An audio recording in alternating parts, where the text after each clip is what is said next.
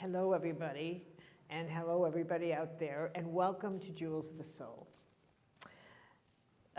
This is a special workshop for me, but I always start my workshops today by, first of all, wanting to thank you for being here, but secondly, all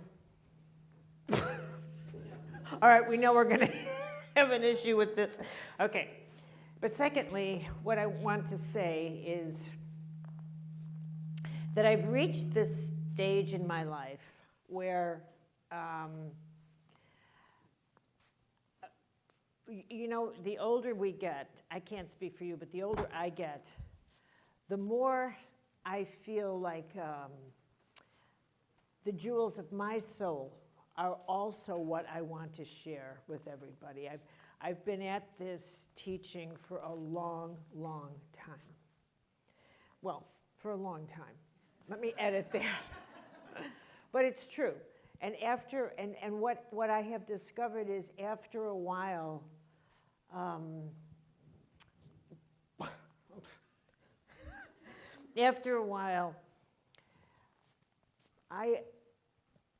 it became important for me to pass on to people what I felt was the most important knowledge that I can.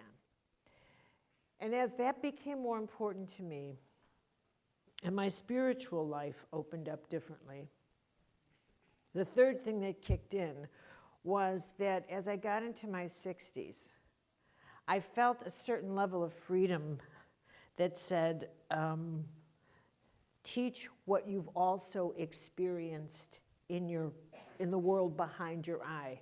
Not just what you know, but what you've also experienced in the deeper places of your soul. The place that for many, many decades I've simply kept to myself.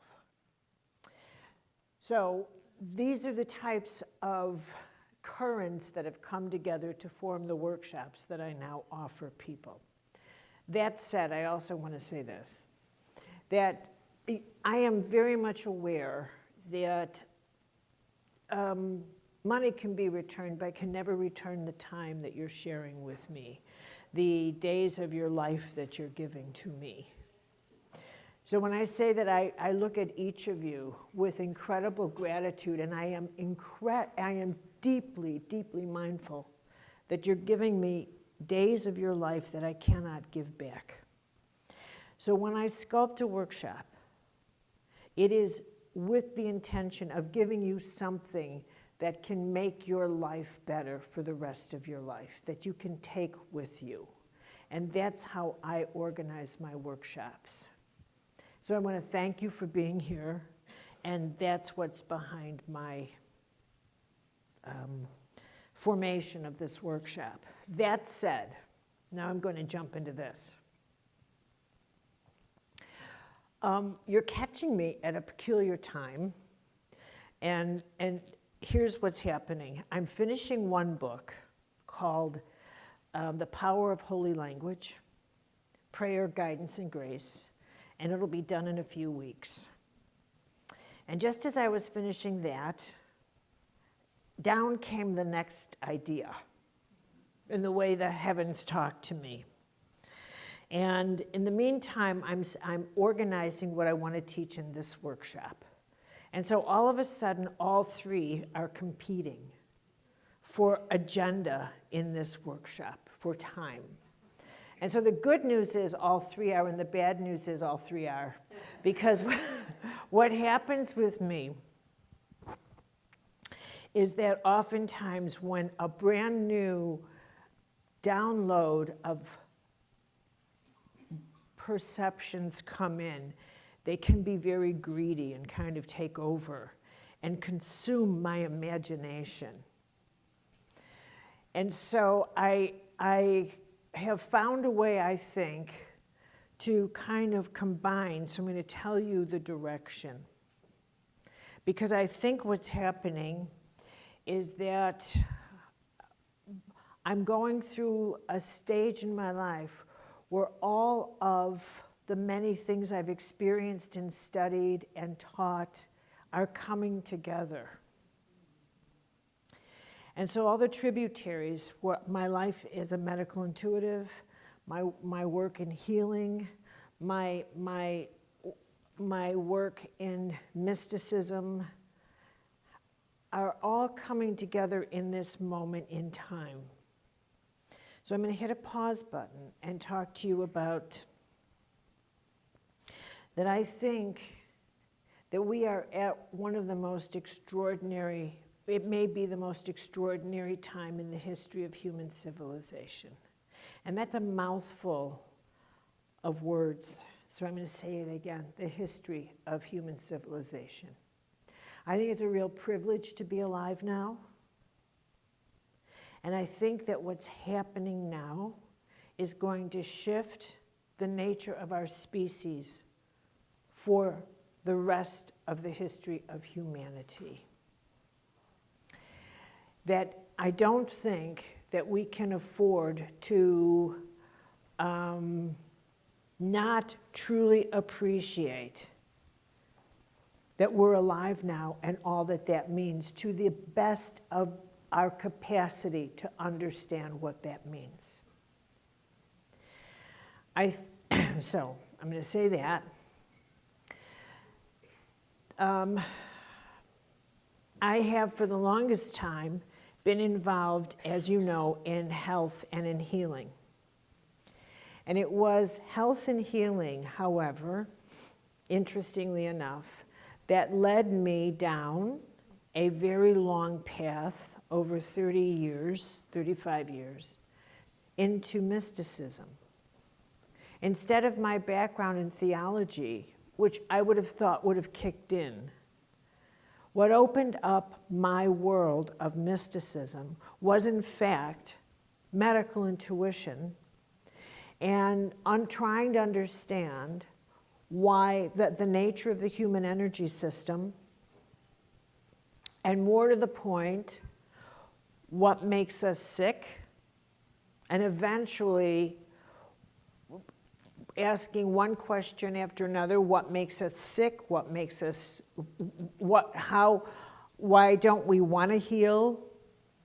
How can we heal?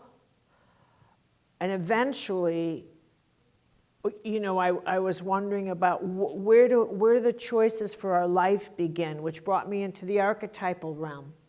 And from there I wondered more about,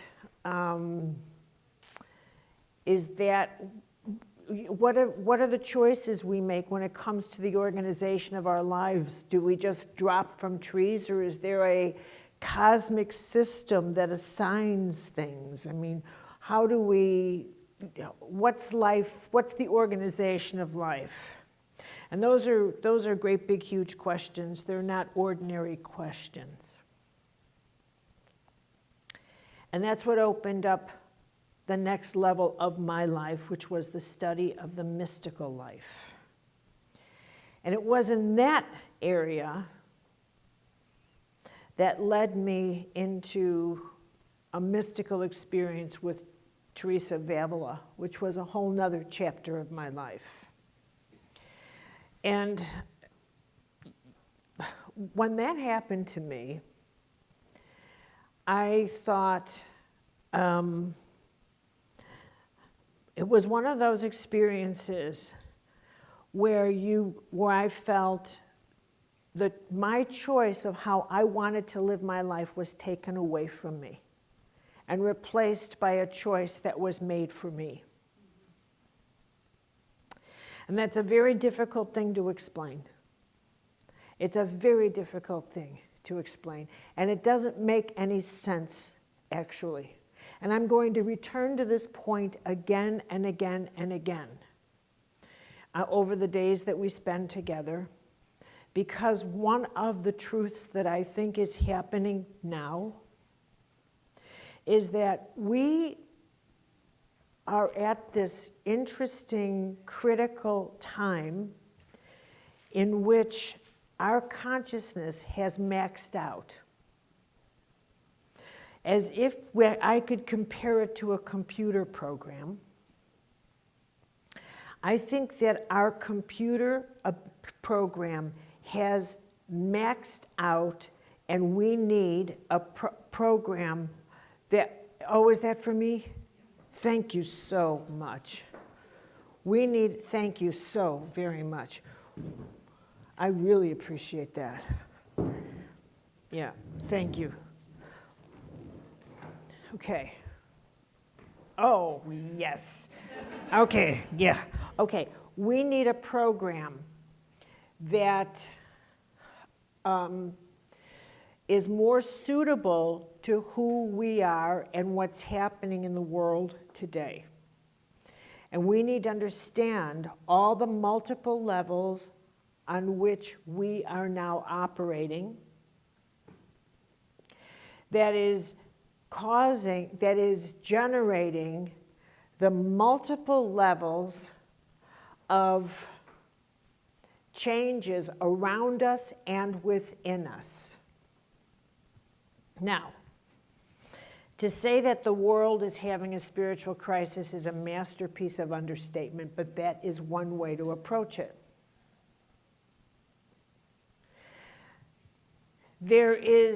If you came to me and had a mystical experience, let's say you had an experience in which you had a sudden realization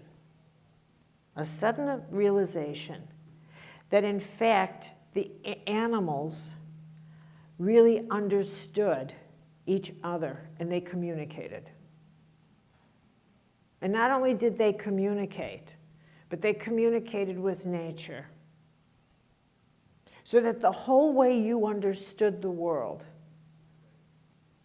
was in fact wrong, and now you suddenly, instantly, like an epiphany, had a completely different understanding of the world, just like that, in 1 second. Now imagine that happens to you, and what happens as a consequence of that is that you'll find that your capacity to explain to people what you've been through is very difficult. Why is it difficult? It's difficult because, first of all, not everybody has these types of epiphany experiences. But the second reason is because our vocabulary is no longer accommodating the types of experiences that we have. To the extent codependency. Our vocabulary no longer accommodates the way we've opened up intuitively, the way we've opened up psychically, what we are experiencing with each other, your capacity to sense the world around you. Because our vocabulary no longer accommodates what we sense in the world around us, and so we are forced to use words that no longer apply to what we're sensing. We are forced to use therapeutic language for energetic situations, when in fact therapeutic language assumes that it's a problem when something may not be a problem at all. You may just be perceiving energy. So this is one level I want to talk about this weekend, is what's the new vocabulary that we need. And that is a jewel in your soul.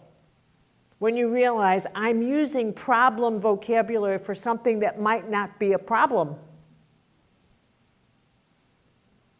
And if I switched my vocabulary, would this still be a problem?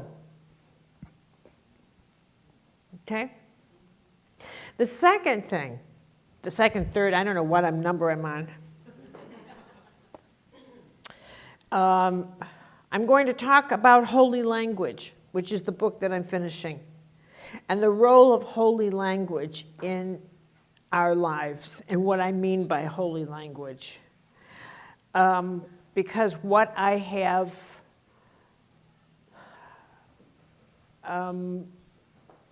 no, I'll get to that in a second. I'm not done with this.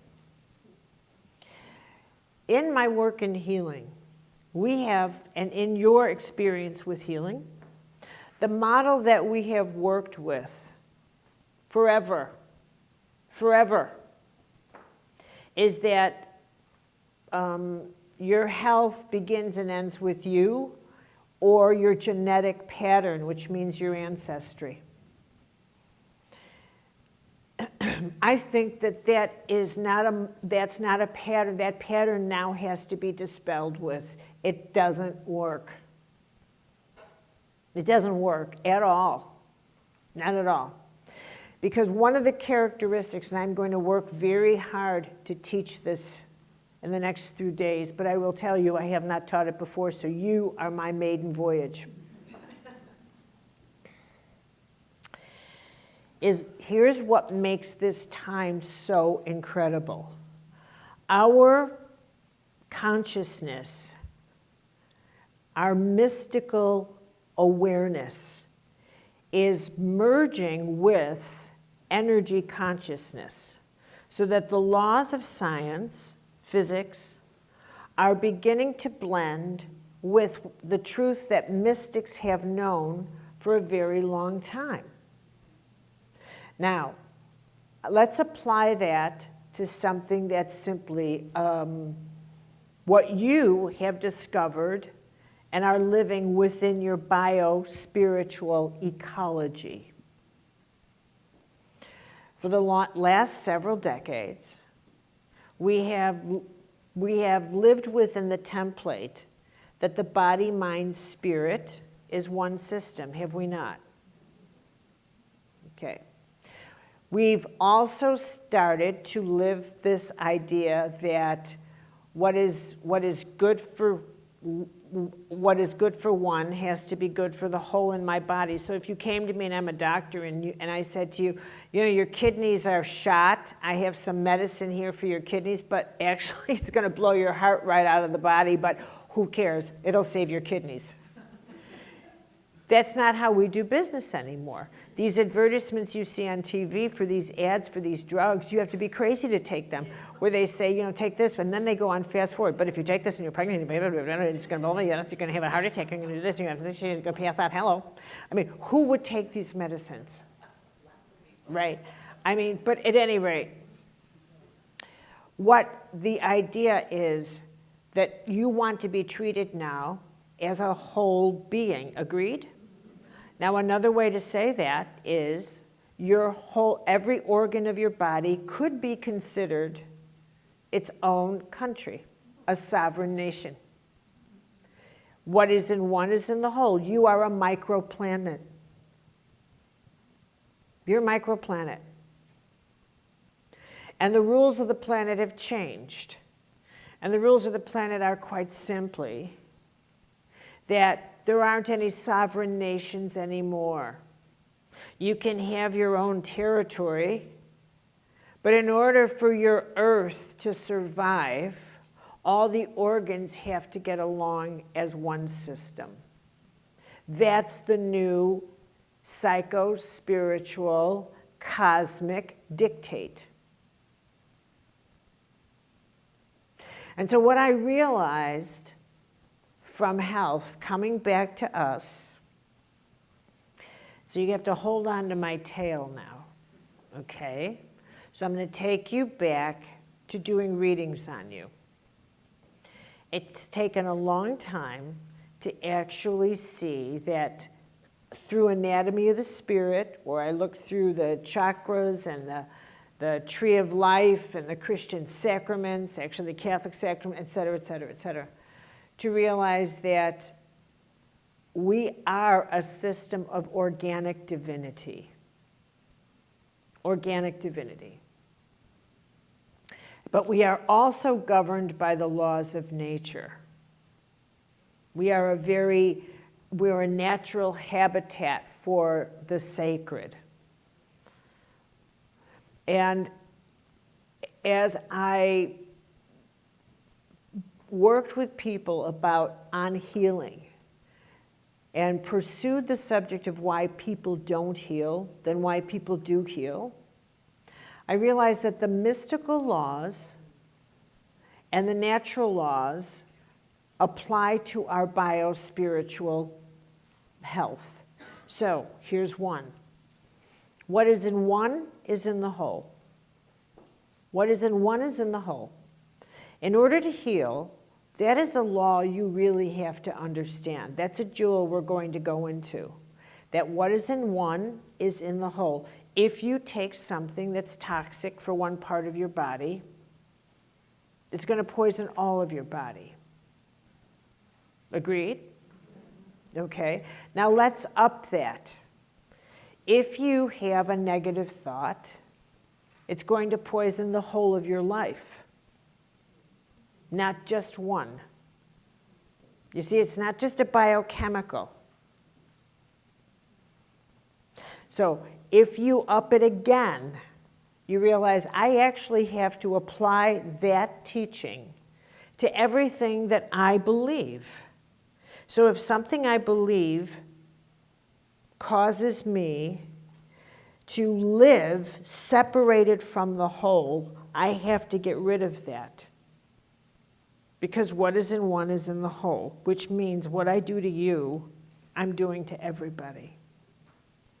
So I can no longer afford to believe in a religion that teaches me that I'm better than somebody else. Okay, so you got to stick with me on this one because it's great, big, huge. One of the phenomenon that is happening now is that there is a huge collision of the gods archetypally. And what's breaking down particularly are the Abrahamic teachings. So stick with me on this. This is so big. I want you to look up great big huge into the sky, and you'll see that what is breaking down are the half God, half man teachings. The Messiah, the coming of the Messiah, the story of Jesus as the Son of God, and the Holy Prophet.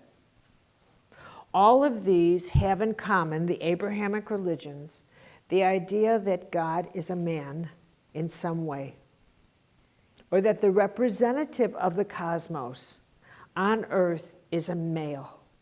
Now this is huge to understand that the end of this era has come. Now, when I teach theology from this, I need to hit a pause button here and say that I'm just going to introduce that this evening, and we'll be referring to it as we go in. And this is a huge jewel for you to understand, because if you apply this to sexism and blah, blah, blah, blah, you're going to be missing the point. This is a huge archetypal end of an era of humanity.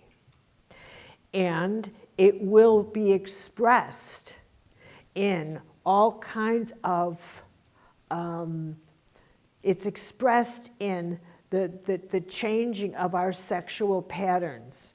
It's expressed in the breakdown of all kinds of things at the physical level. But the issue is that the way in which we will comprehend the nature of God is no longer going to be anthropomorphic.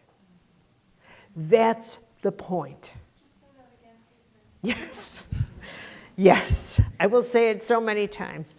What's really breaking down is that the way in which we will understand the nature of God will no longer be anthropomorphic. What's really breaking down is this fundamental need in us as human beings to have a God that looks like us. Okay, this is so huge if you get this. It's so great, big, huge. And what it's getting replaced with is a bio-spiritual, ecological theology in which we get that all life breathes together. And further, here's the great big huge jewel. This is the biggest, hugest jewel. And that's that by healing yourself, you're healing the planet. That what is in one is in the whole. That unless we heal ourselves, we cannot heal the planet. That it is one, that we are part of one huge bio-spiritual ecological system. That the idea that we are separate from anything is, in the Buddha language, the greatest illusion of them all. That we are one huge breathing organism. And that the greatest illusion is that you can see yourself. And this is where one of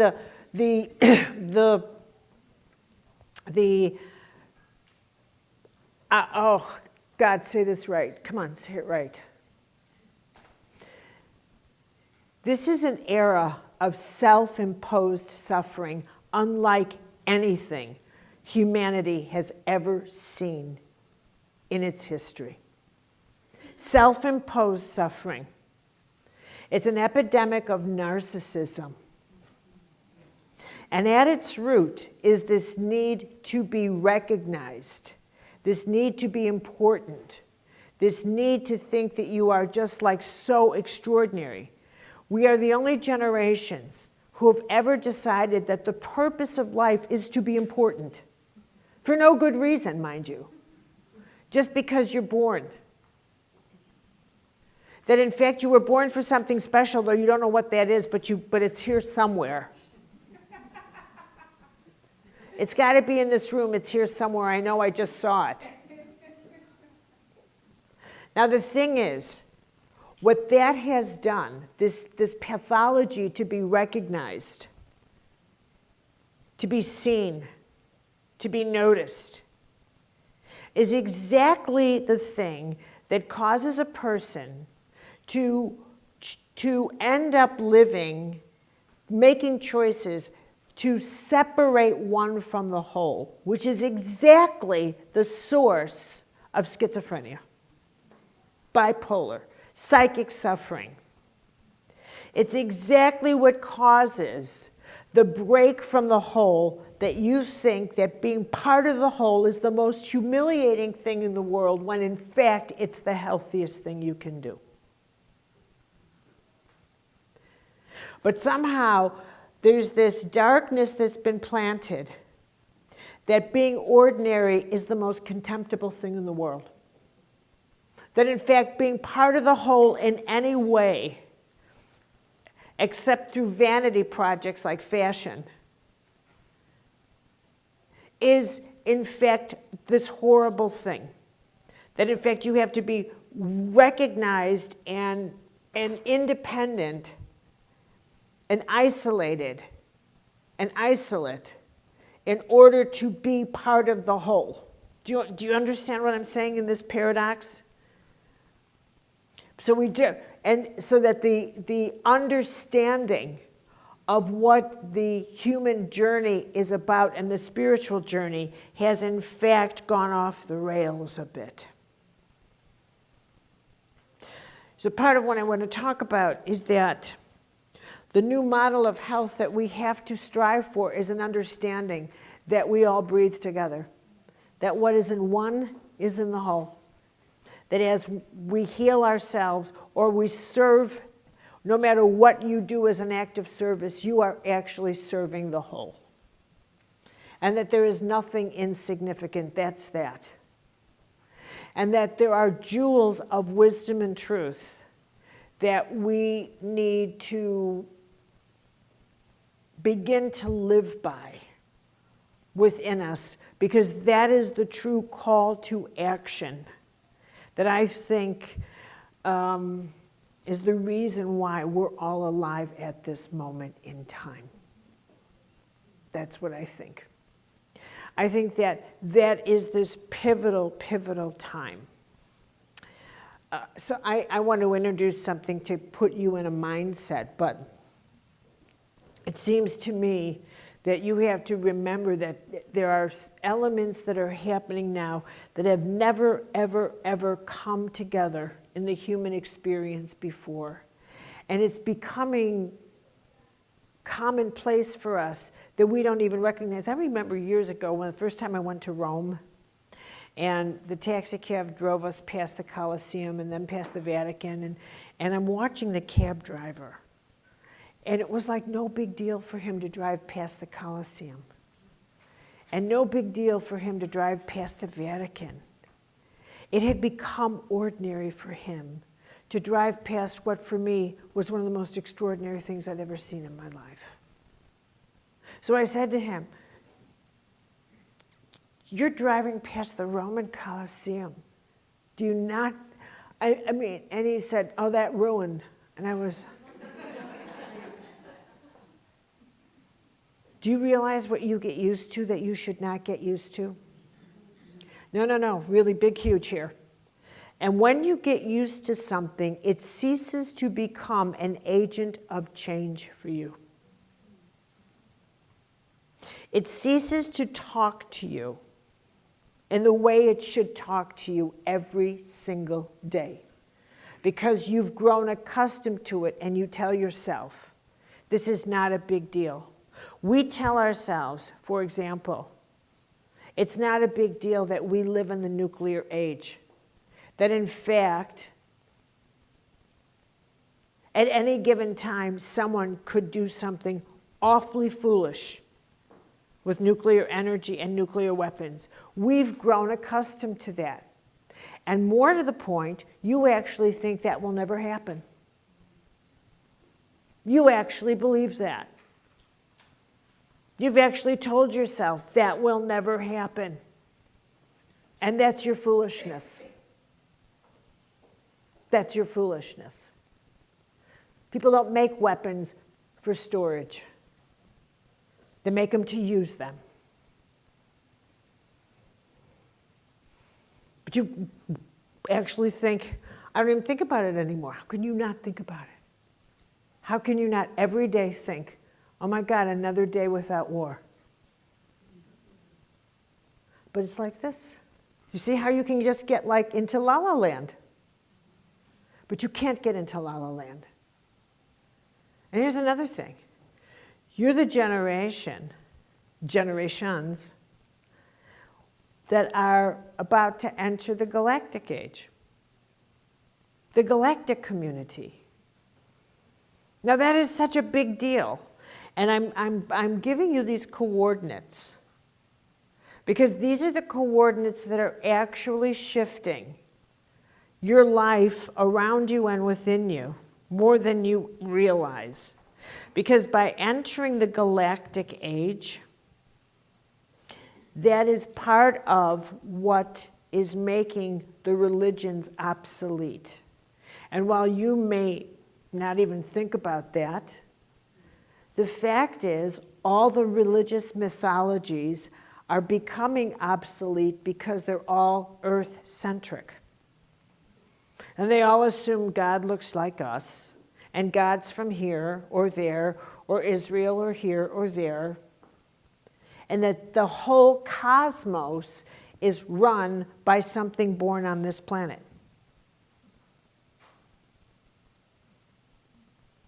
What could be more preposterous? Okay, and now comes the great epiphany. Oh my God, how preposterous is that? And where do you go now when you realize, I've been believing something preposterous? Where do you go then? What are you going to believe then? The next level of theology cannot contain an image of God that looks like us.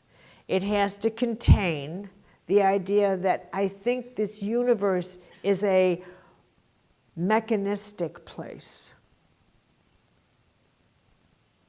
where there isn't a God figure, but light consciousness. A lot of people will not be able to make that leap. It's going to be too much, but part of what's happening in our world, is that those mythologies are getting dismantled. And they're not going to go down without a fight. They're not going down without a fight. This is an incredible time to be alive. So I have to put something on. This is the slipperiest stage I've ever been on. Okay. I'm going to draw something to help you out. How many of you, I know I see so many familiar faces, but who has not been with me before? Ooh. Okay. So, in person. Okay. All right. I'm going to draw something, and those who have been with me before, you've seen me do this, but it's really essential. So I'm going to put a template in your head. And I'll also tell all of you that my drawings are minimal, and you'll be very glad about that, because I'm many things. An artist is not one of them, but this is something that you'll use the rest of your life, okay? Here's the building. Okay. Now, here, wait.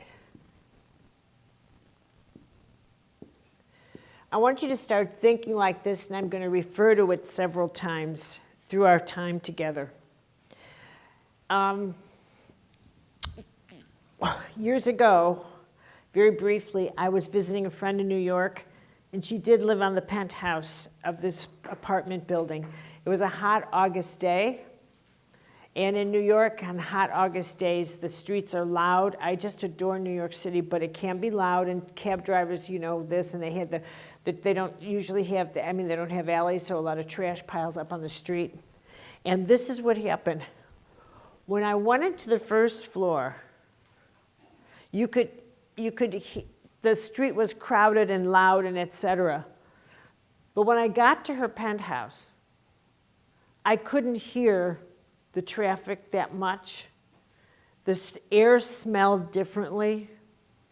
And it occurred to me as I looked from her balcony, and she had these two little seats and all these flowers, because it was her version of Central Park, and that and I could see the Hudson River in New Jersey, and that if I had spoken to someone in this first floor who never left that area and said, do you know you live right next to, like, there's a beautiful Central Park and there's a beautiful river, the Hudson, and described it, that person could tell me I was crazy. That this person could rightly say that I don't live next to a river, I don't live next to a park, there's no bridge, nothing. But the view up here was stunning. And it's the same address. Now I want you to think of yourself as being this building. That once you're born, your structure is in place. So from the moment you are you, all the movement for you is inside your building. And every time you go up a level in you, you'll see your whole reality differently. But every time you go up, it's going to be more expensive. Reality is not cheap. So every time you move up, every single time, you're going to look at the world differently. And here's what's true. Nobody down here is interested in the view from your floor. So if you come down here and you try to say, for the first time, if you get up to a floor and for the very first time you see Central Park, you can't see it from this floor, but you can from this one. And you come down here and say, you just won't believe it. We actually really do live right next to this gorgeous park and blah, blah, blah, blah. Don't expect everybody else to appreciate what you've suddenly discovered you understand.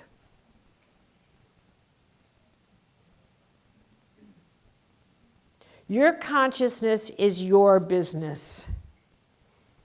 And your understanding is your business. But what is true is what you do. Consciousness is not about you telling everybody what you see. It's about how you inspire them and letting them wonder what changed you. You become the greater mystery. It's like something, your job is to inspire others by the person you're becoming because of what you see. So now you see Central Park and you decide to become a naturalist or an environmentalist because you didn't realize the park was there. And so they start wondering, what's gotten into you? Your job is to inspire people, not lecture them with all of a sudden do you understand the difference? Because you don't take instructions that way, do you? Okay? So always think about talking to yourself when you talk to others. But here's what's true. This journey up this building reaches this. The lower floors are very personal. The upper floors are very impersonal. Very impersonal. And it's the difference, and this journey is going to make all the difference in the world. That one of the jewels that you can give yourself is to learn how to not take your own life personally. And it's one of the greatest ways to heal codependence. It's one of the greatest ways to heal anything, is to learn how to look at everything in your life completely impersonally. Because none of this life was set up for you. You're here for a very brief period of time, and then you will be gone. If you want, organize your own funeral and imagine who's going to show up. And then realize that the next day they're going to get on with their life and they'll be just fine, except for a couple of people. There's none of us that is that important. So let's put our lives into perspective and realize most of us have less years ahead of us than behind us. And so the idea of getting very impersonal about our lives, there may be some wisdom in it. And what it does is it helps you to shed the skin of what you're holding on to, of what you need to get rid of what's just not important and what is important, and how to see clearly. Okay?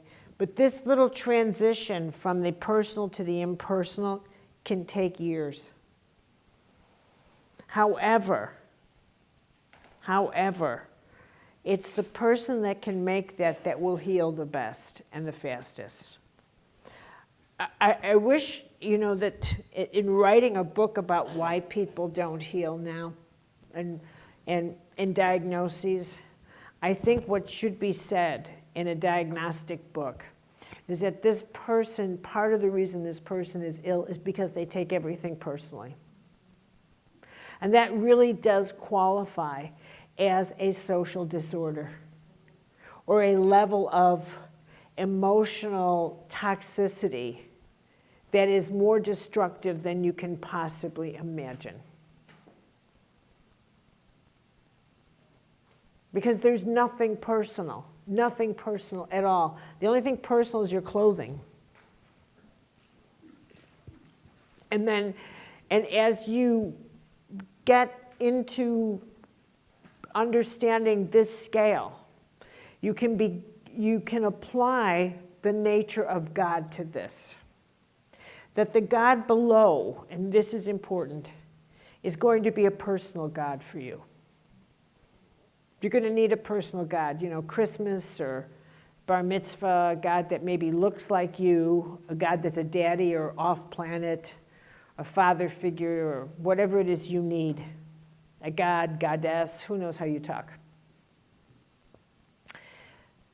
But in the transition, the nature of the divine becomes impersonal. totally impersonal. The God that has nothing to, that can transition to the next galaxy. The God that created this whole universe. That is not limited to, born in Bethlehem, et cetera, et cetera, et cetera. Those are great stories. They're wonderful. They make for great stories and great gifts. But that is not the story of eternal truth. There are eternal truths that were taught through this person.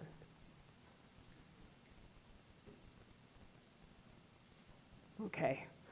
So, and it's hard to make that transition. But part of what is happening now is that transition is being made. So,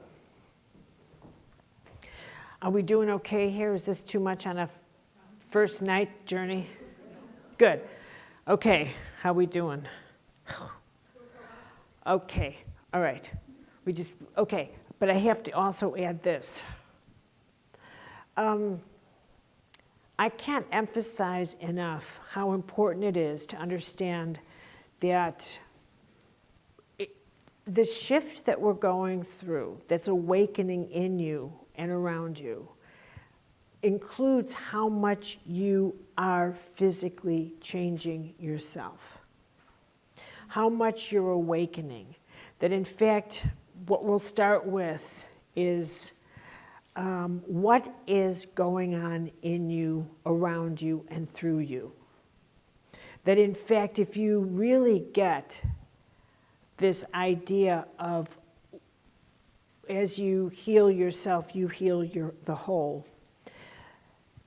That includes understanding that I need to understand my stresses very differently.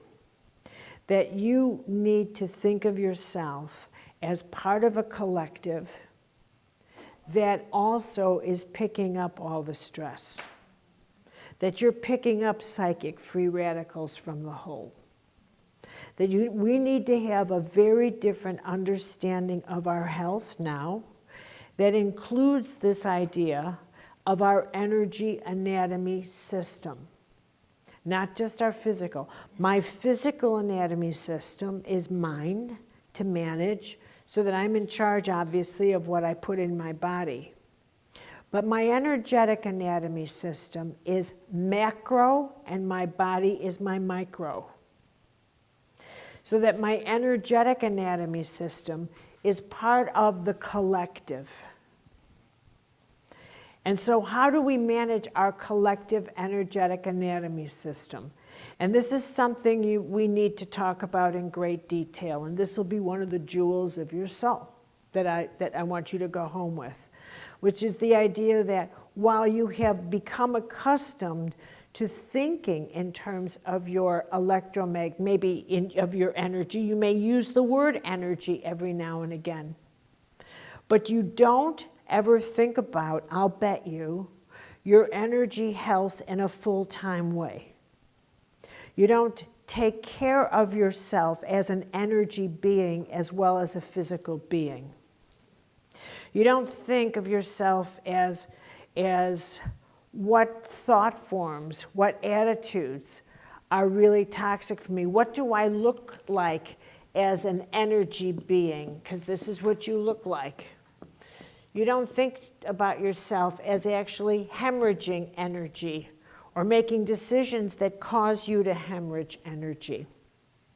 And if in fact you have been gutted and you're hemorrhaging energy, what does that make you, like the law of magnetic attraction, do you magnetically attract psychic free radicals to yourself from the whole?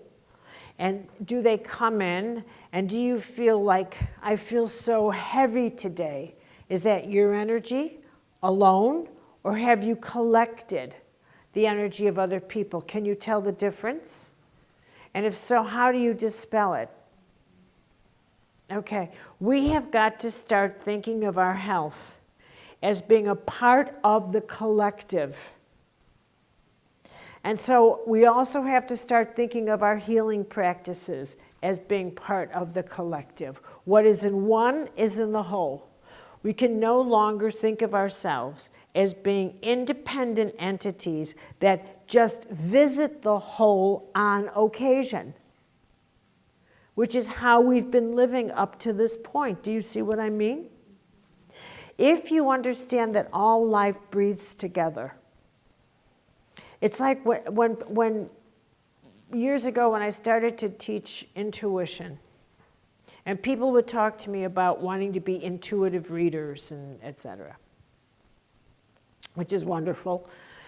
But I also knew that the challenge for so many people is that they thought they could just turn on their intuition on and off, that it was a profession, and that they can just, decide who they want to do a reading for and who they don't want to do. And they didn't understand the nature of your intuitive system and how perception works. And it's also something that, because you were not taught, how does your intuitive system work? How do you perceive? How does your energy sensory system work? And what do you do with the data that you pick up? How do you process it? How does your intellectual system process it? Okay? And this is something I'd like to talk about tomorrow, which is you are an intuitive being, but do you actually treat yourself that way? Or most people still retreat into their intellect, when in fact they're getting intuitive data. So there's a lot going on, but let me just close down our session this evening by saying, I want to reiterate that I think this is a very exciting time to be alive. A privilege. And you know how when people do that game, they'll say, if you could live at any other time, when would you want to live? And always people will say, I'd like to see when the pyramids were made, or I'd like to go see, maybe the time when Jesus was alive, or Buddha, or they always pick these big figures, right? But if it were up to me, I would go forward. I'd go forward 100 years. And I would want to see how historians wrote about this time. And how they wrote about how we navigated this time in history. Because it is like no other time. It is like no other time. We are confronting the great challenge of becoming a global community. And that challenge is somehow in every one of our lives. And we are witnessing that challenge reshaping our planet. And we're witnessing theologies falling apart and not being replaced by anything yet. We're witnessing societies uncertain of how to progress in terms of their values. For the first time ever, we're witnessing a world in a crisis of faith and trust, and a rise of madness. Okay, and by the way, this is not a political statement. I don't mean it that way at all, and if you hear it that way, you're not hearing it. You're down here. I am talking at what happens between archetypal ages, when in fact, the structure we're used to holding on is gone, and it hasn't been replaced. And we haven't yet articulated what is it we believe. And because we've individuated so much, there's no place people go anymore to gather and say, what do we believe together? What do we believe? Do we know what we believe together? Nobody talks about that. That's part of what the crisis is. There's no agreed upon values. There's no agreed upon nature of God. There's no agreed upon anything. There's a friend who lives here. I don't know him yet, but I have his manuscript. He lives near here, not far. And he sent me his book. And it's called, for review, and it's called The Way of the Rose.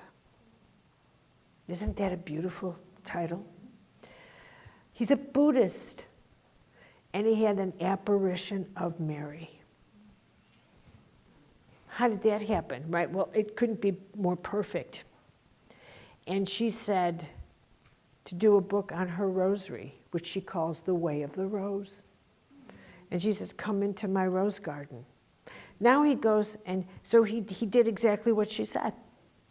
And now he starts prayer circles with the rosary, not as Catholic, but as the Madonna. And she says, come into the garden, tell me what it is I can help you with. And so people gather together to say the rosary. And what they do is they share with each other, I need prayers for my family, I need prayers for this. And then as a group, they all say the rosary.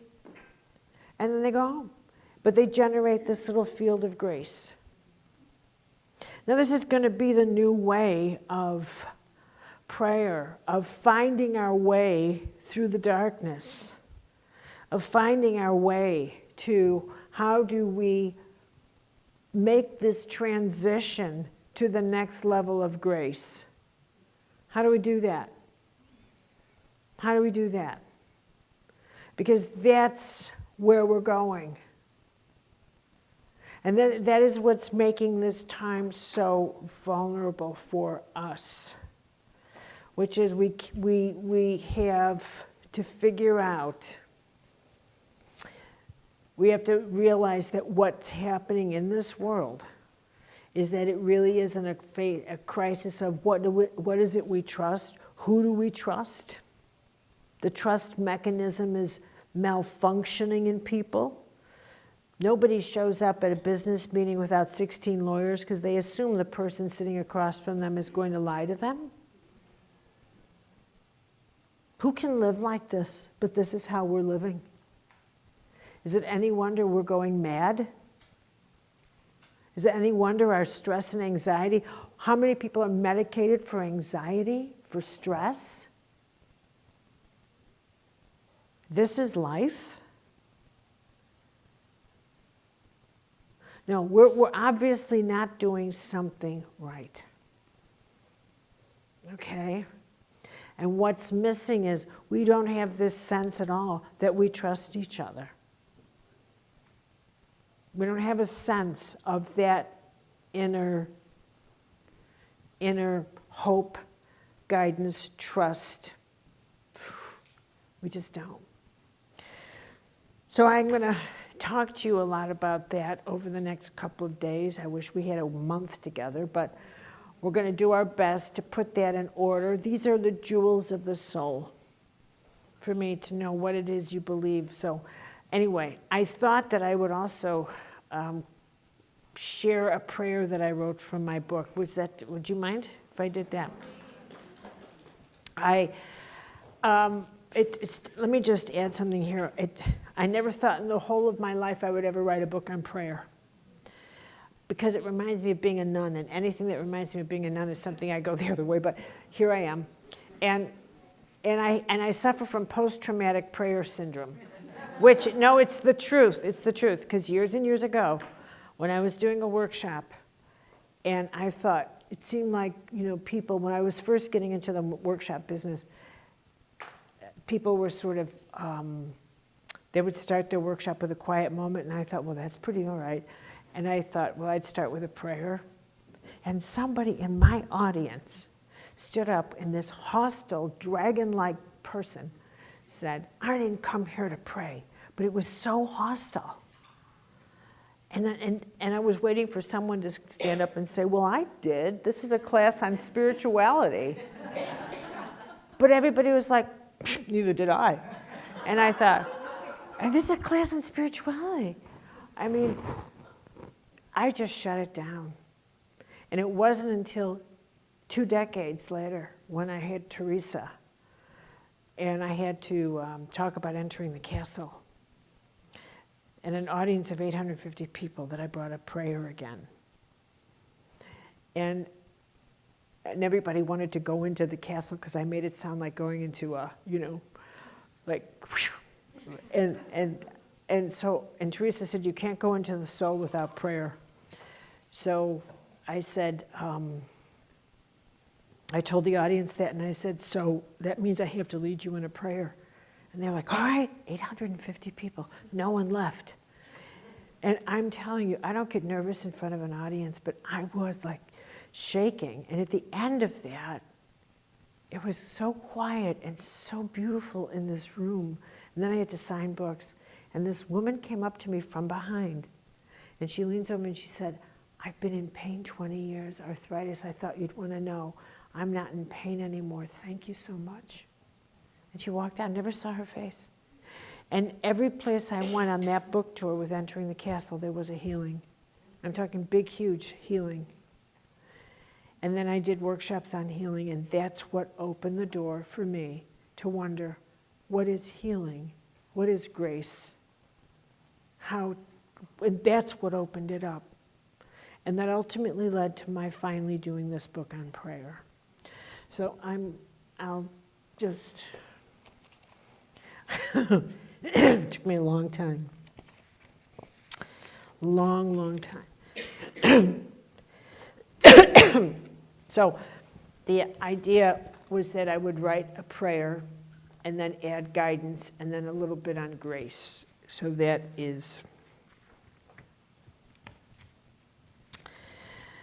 was my approach here.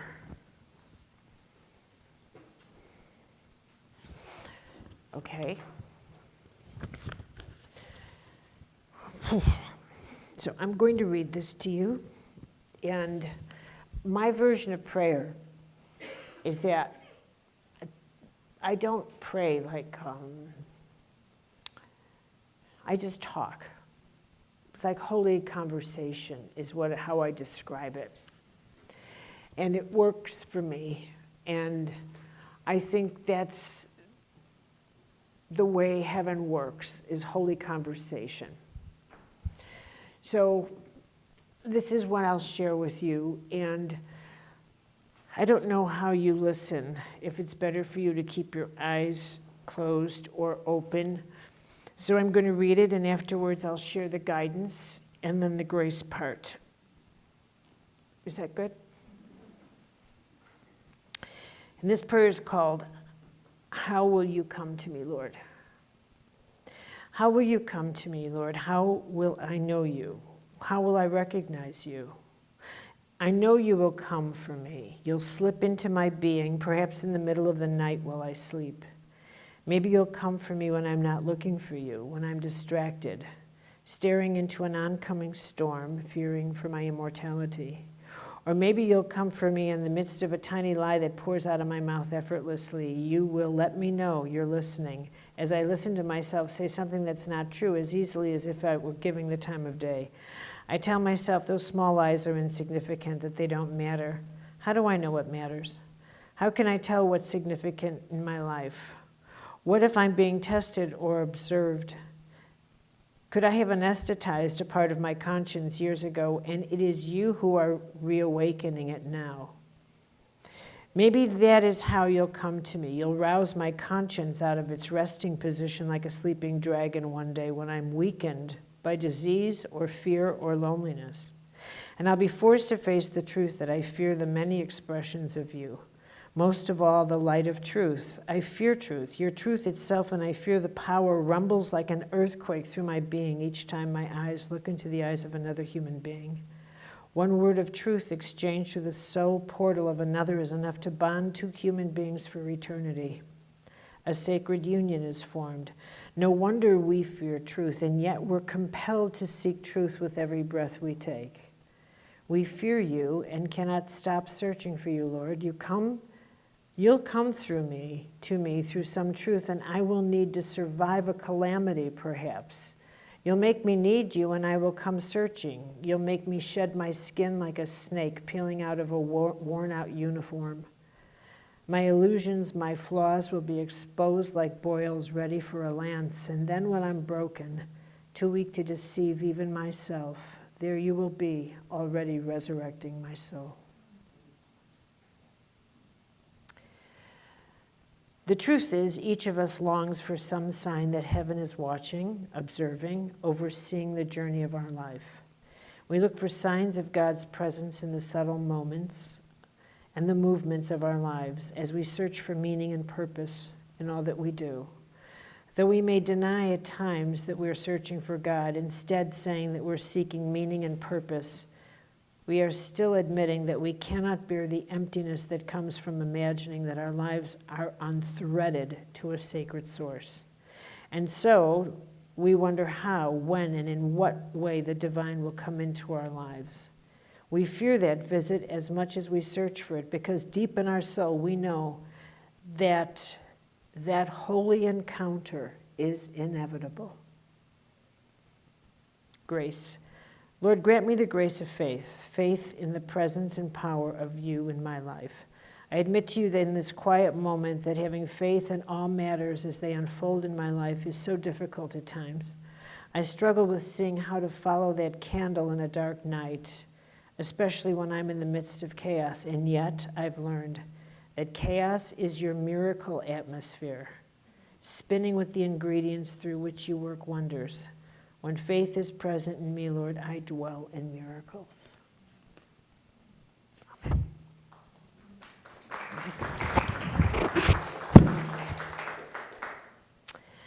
So, I shall leave you with that, and I thank you, and I'm going to send you on your way for this evening off to a wonderful dinner. I thank you for joining out there. And let's go have a lovely evening together. Thank you.